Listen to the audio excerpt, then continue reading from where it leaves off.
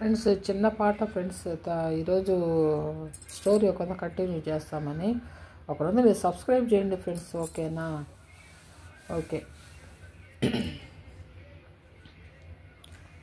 25 ఏళ్ల పెనిమిటైనా పాప ఎలా చూసుకున్నా, కాలు జారుతుంది ఏమో నీ కళ్ళల్లోనే దాచుకున్నా, కన్న బిడ్డ కన్న మొగుడు మీదనే నా బెంగ ఎల్లప్పుడూ, పిచ్చి తల్లినో గడుసు పిల్లను చెప్పలేనే ఇప్పుడు, ఏనాడైనా ఒక్క మాటైనా అనలేదమ్మా వెర్రి నాయన, అటువంటి మహారాజుకి తగుజంట అవుతావని, త్వరలోనే నా ఊసుని మర్పింప చేస్తానని, మాట ఇవ్వమ్మా చెల్లి మరిచిపోకనే తల్లి, నా ఇంటిలో నువ్వు మళ్ళీ దీపాన్ని పెట్టమ్మ వెళ్ళి. ఓకేనా ఫ్రెండ్స్? ఓకే. ఆ స్టోరీ ఫ్రెండ్స్ ఏంటంటే అది అబ్బాయి కొద్దిగా ఆ డబ్బులు ఎత్తుకొని వెళ్ళిపోయాడు. తర్వాత ఈ అమ్మాయికి పాపం సంధ్యకి కొద్దిగా టెన్షన్గా ఉంది కదా. తర్వాత ఇక్కడ శారద కొడుకున్నాడు కదా, వాడు ఇక నా అమ్మాయికి తెలుసద్దు అనమాట. ఈ అబ్బాయికి ఏందని చెప్పంటే పెంచిన తండ్రి అతను ఆస్తికి ఇతనికి ఎటువంటి సంబంధం లేదు, వాళ్ళ అమ్మాయి ఏందానని చెప్పానంటేను అక్కడ ఉంది. ఇక నా వీళ్ళందరినీ ఏందనంటే నన్ను ఎందుకు జాగ్రత్తాడని చెప్పి నేను అమ్మాయి ఒకరోజు ఏంటంటే అది నిలదీసద్దు అనమాట మహేష్ని.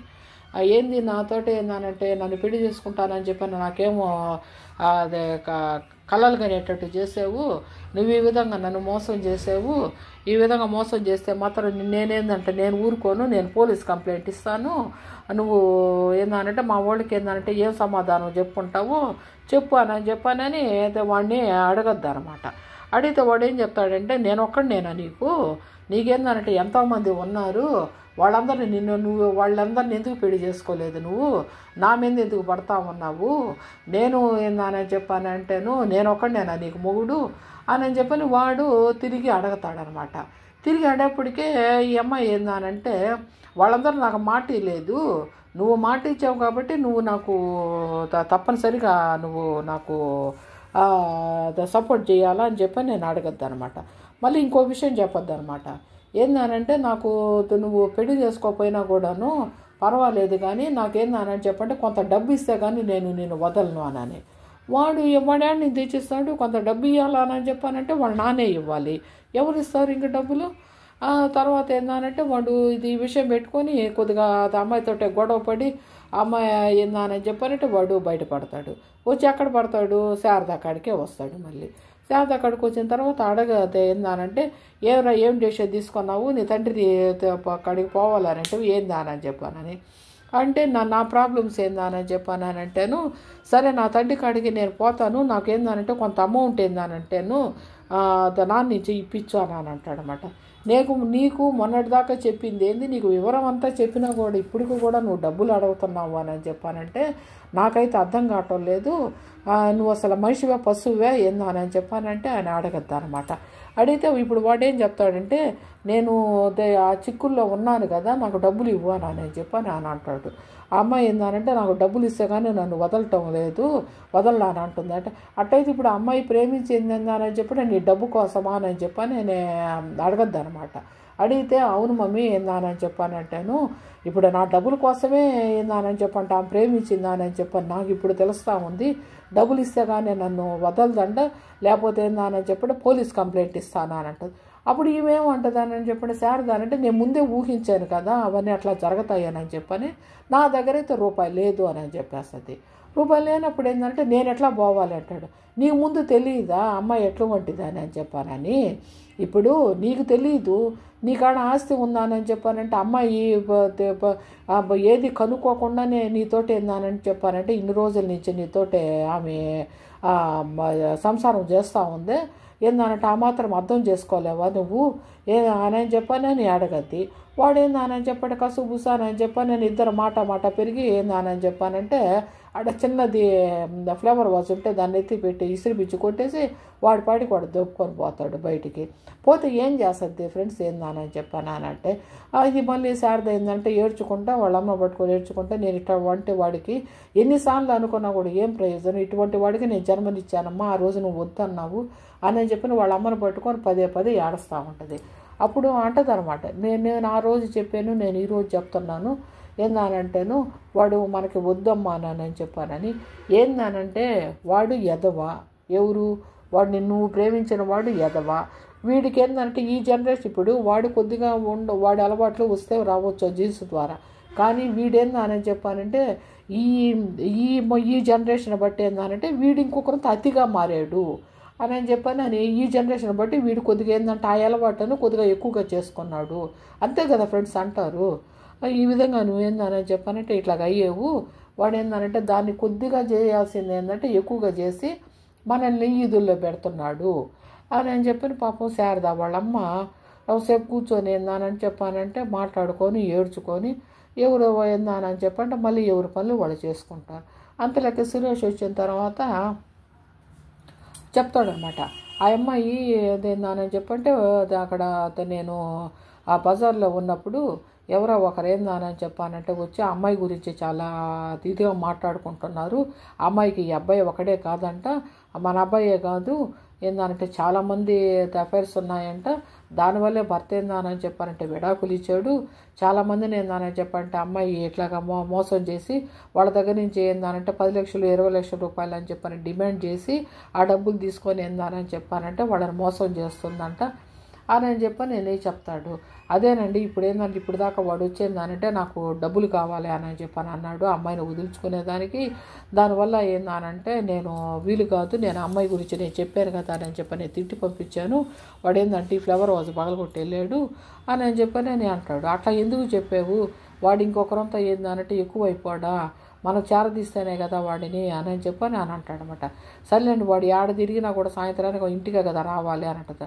అట్లా అనబాక ఏందని చెప్పానంటే ఇప్పుడు పిల్లలు ఎట్టున్నారు అని చెప్పానంటే వాడు అంత మూర్ఖుడేం కాదు ఏందనంటేను వాడు ఏంటంటే మనల్ని చంపేదాకా నన్ను చంపే అంతవరకు ఏందనంటే వాడు ఏడకపోతాడు అని చెప్పని పాపం శారద గట్టిగా మాట్లాడతారనమాట.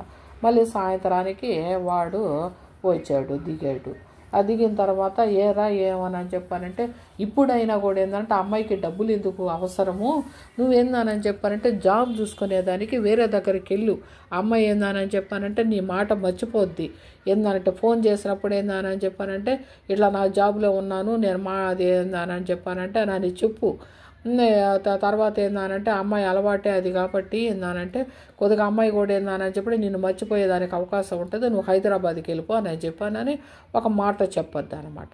సరే నేను హైదరాబాద్కి అయితే నేను వెళ్తాను, వెళ్ళేదానికి ఏందని చెప్పి నాకు కొంత అమౌంట్ కావాలి అని అంటాడు.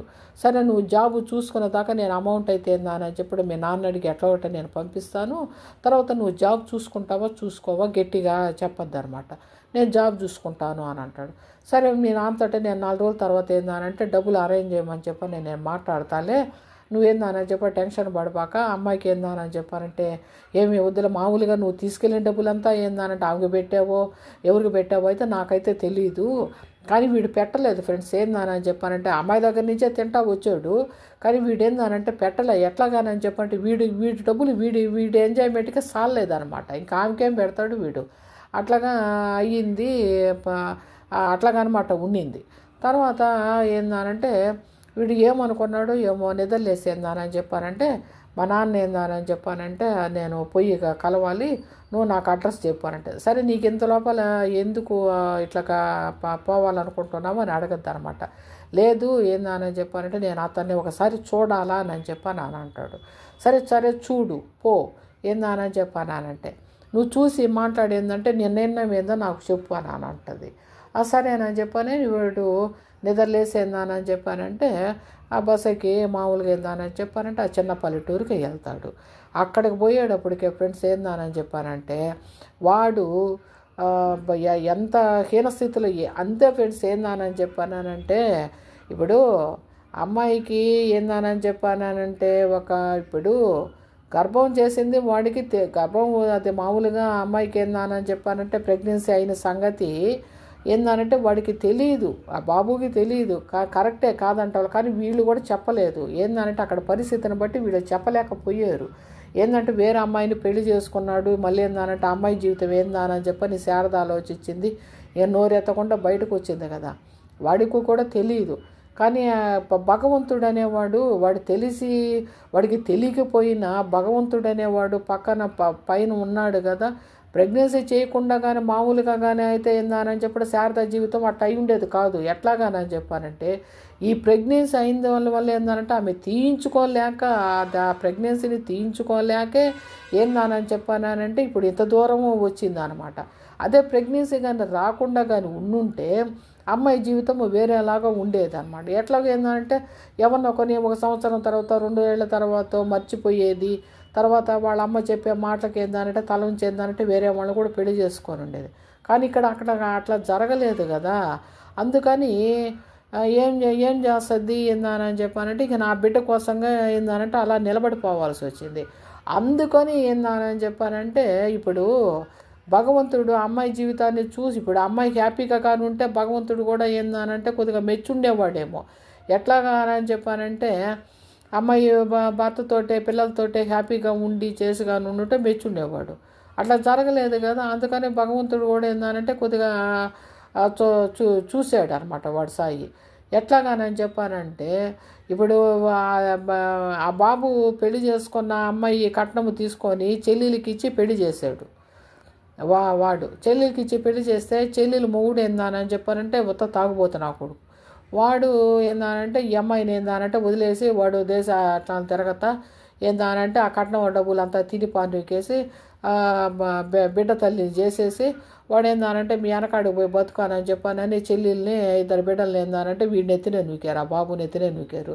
వీడికి మళ్ళీ 2 ఆడపిల్లకాయలు. వీడేందానని చెప్పంటే వీడికేం ఆస్తులు లేవు పాస్తులు లేవు, వీడేం చదువుకోలేదు. అక్కడ మామూలుగా అక్కడ ఉంటేనే మామూలుగా చిన్న షాపులో జాబ్ చేసుకుంటా ఉన్నాడు. ఇక్కడ చూస్తే ఏమీ లేదు. ఇక్కడ వాడు ఏం చేసినా కూడా ఆ షాపుల్లోకి వెళ్ళి ఒక 10,000 ఒక 5,000 రూపాయలు తెచ్చుకుంటే వీడికి ఏందనంటే పూట గడవాలి, లేకపోతే లేదు. మళ్ళీ ఆ పైన ఏందనంటే తల్లిదండ్రులు. ఇప్పుడు ఇంతమందిని వాడు చాకాలని చెప్పంటే దాదాపు 30,000 రూపాయలన్నా జీతం రావాలి కనీసంలో. కానీ వీడికి ఏందనంటే అది లేదు కదా, వీడికి చదువు లేదు, ఎవరు ఇస్తారు 30,000 రూపాయలు? వీడు ఆ చిన్న పనులు ఏందానని చెప్పానంటే రోజుకి ఒక 200 300 తెచ్చుకునేది. ఆ పూట గడుచుకుంటా ఏందానంటే ఆ వండ ఇంటినే ఏందానంటే ఏదో ఏందానని చెప్పానంటే రోజుల్ని లాగుతూ ఉంటాడు. వీడేందానంటే అడ్రస్ కనుక్కొని పోయాడు. కానీ అడ్రస్ కనుక్కొని చూసిన వాళ్ళందరూ ఏందానంటే వాడి బాబుని ఏందానని చెప్పానంటే చిన్నప్పుడు చూసినట్లాగే ఉందన్నమాట. ఈ అబ్బాయి ఏంది అచ్చమ్మ అబ్బాయిలాగే ఉన్నాడు, వీడు చిన్న వయసులో వాడు అట్లాగే ఉండాడు కదా అని చెప్పిన అడ్రస్ అడిగిన వాళ్ళు కూడా వాడి వెనకే వచ్చారనమాట.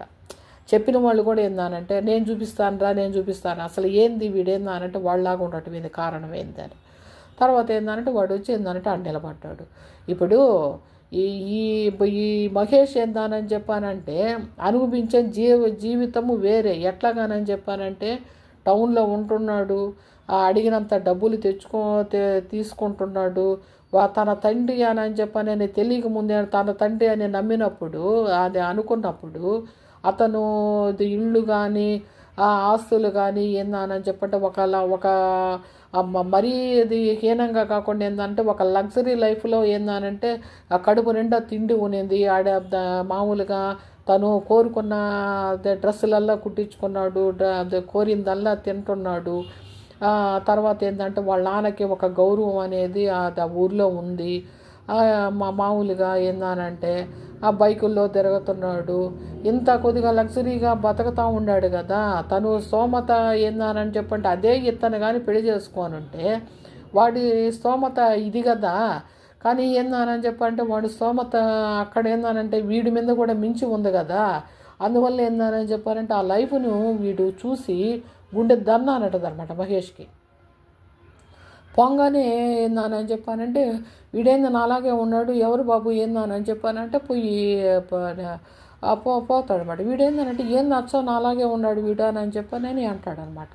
అన్న తర్వాత వాళ్ళ అమ్మ నాయన అందరూ స్టన్ అయిపోతారు. భార్య కూడా ఏందనంటే కనీసం వాడి పుట్టిన బిడ్డలు ఏందని చెప్పి వాళ్ళలాగా లేరు. అది సంగతి ఆడ. వీళ్ళు మాత్రం ఏందనంటే వీళ్ళు అది ఫ్రెండ్స్ ఏందనంటే భగవంతుడు ఈ అమ్మాయికి ఏందానని చెప్పానంటే ఒక నమ్మకమైనది ఏందానని చెప్పానంటే ఆ అమ్మాయి ఆ శారద అనే అమ్మాయి ఏందానని చెప్పానంటే ఒక నమ్మకమైన అమ్మాయి అని భగవంతుడు చూపించేదానికి అలా పుట్టించాడేమో. కానీ అసలు బిడ్డలు పుట్టలా ఏందానని చెప్పండి.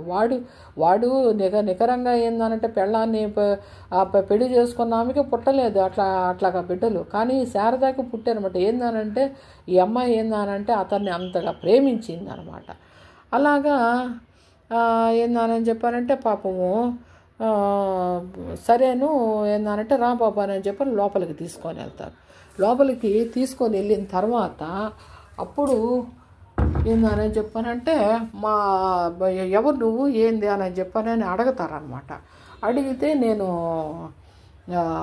ఫలాని ఊరి నుంచి వచ్చాను అని అసలు విషయం చెప్పడం. నేను ఫలాని నుంచి ఊరి నుంచి వచ్చాను అని అంటాడు. ఊరి నుంచి అనగానే ఏందానని చెప్పానంటే వీడికి పాత స్మృతులన్నీ అక్కడే ఉన్నాయి కదా, ఏందానని చెప్పానంటే అని చెప్పానని అంటాడనమాట. సరే నువ్వు ఎవరు పిల్లోడివి ఏంది అని చెప్పానని అదే ఈ బాబు వాళ్ళ అమ్మ నాయన వచ్చి అడుగుతారనమాట. ఎవరు అబ్బాయివి నువ్వు ఏంది అని చెప్పానని. నేను ఎవరు అబ్బాయినని తర్వాత నేను చెప్తాను, మీ కొడుకేడి అని చెప్పానని అదే అంటారు. అంటే ఏందని చెప్పంటే అదిగో బాబు అక్కడే ఉన్నాడు అని చెప్పానంటే వాడిని చూసి కూడా వీస్ట్ అవుతాడు. ఏందనంటే అంతా వీళ్ళలాగే ఏందని చెప్పంటే తండ్రిలాగా ఉన్నాడు అప్పటికే. తర్వాత ఏందని చెప్పానంటే వచ్చి నువ్వు ఆ ఊర్లో ఉండేవా దాని చెప్పని అడుగుతామట. అవును నేను ఆ ఊర్లోనే ఉండాను అని చెప్పాడు. నువ్వు పలానా షాపులో ఏమైనా పని చేసావా అని చెప్పని అడగా. అవును బాబు నేను పలానా షాపులో పని చేశాను అని చెప్పాను అని అంటాడు. ఓకేనా ఫ్రెండ్స్? Okay friends.